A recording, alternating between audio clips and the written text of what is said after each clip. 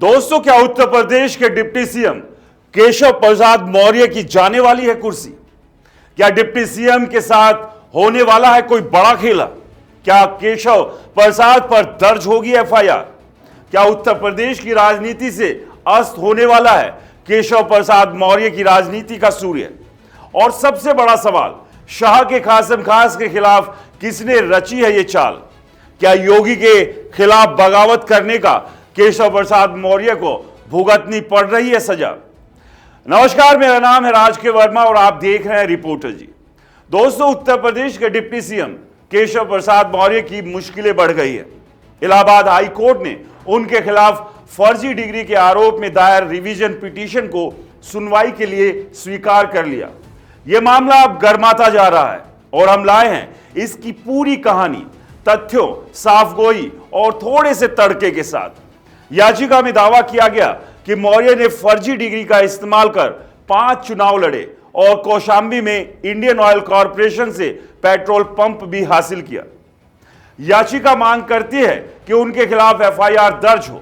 Court ने 6 मई को इसकी सुनवाई करेगी और सियासी हलचल तेज हो चुकी है। यह कानूनी जंग बीजेपी नेता और आरटीआई कार्यकर्ता दिवाकर नाथ त्रिपाठी की याचिका से शुरू हुई। 2 साल पहले हाई कोर्ट में उनकी याचिका को खारिज कर दिया था, इसे तथ्यहीन बताते हुए, लेकिन याचिकाकर्ता ने हार नहीं मानी। त्रिपाठी सुप्रीम कोर्ट पहुंचे। सुप्रीम कोर्ट ने हाई कोर्ट के फैसले को पलट दिया और नई याचिका दायर करने का आदेश दिया। गुरुवार को हाई कोर्ट ने इस नई याचिका को स्वीकार कर लिया।